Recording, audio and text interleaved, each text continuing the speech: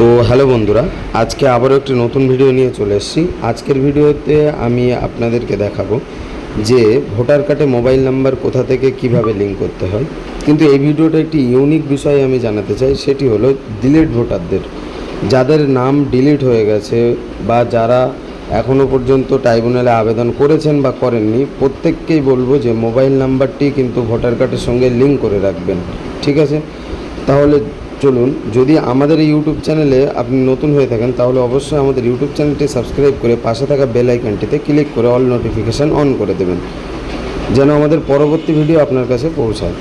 তো এই যে আজকে সম্পূর্ণ স্টেপ বাই স্টেপ দেখাবো, কিছুটা চেষ্টা করব আপনাদেরকে দেখানোর যে ভোটার কার্ডে কীভাবে মোবাইল নাম্বার লিঙ্ক করতে হয়।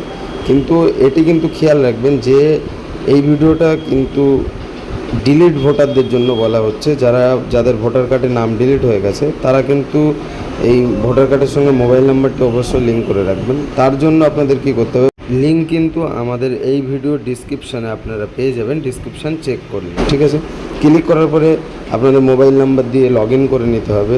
লগ ইন করে নেওয়ার পরে সেখানে আপনার ভোটার নাম্বার দিতে হবে, দিয়ে সাবমিট করবেন। তারপরে আপনাদের সম্পূর্ণ সেখানে ডিটেলস দেখাবে।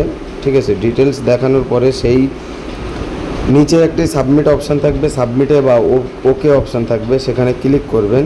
ক্লিক করার পরে আপনাদের কিন্তু পরবর্তী ধাপ চলে যাবে। তো কিভাবে মোবাইল নাম্বারটি আপনি নিজে থেকে ঘরে বসে লিঙ্ক করবেন সেটির একটি বড় ভিডিও আমাদের এই ভিডিওর পরবর্তী ভিডিওতে আসতে চলেছে। এখন আপাতত আপনি যদি বাড়িতে বসে কাজ না করতে পারেন বা আপনি যদি এই বিষয়ে কিছু না জেনে থাকেন তাহলে অবশ্যই পাশের কোনো মোবাইল দোকান বা সাইবার ক্যাফেতে গিয়ে কিন্তু আপনার ভোটার কার্ডের সঙ্গে মোবাইল নাম্বারটি লিঙ্ক করে নেবেন। ধন্যবাদ, ভালো থাকবেন, সুস্থ থাকবেন।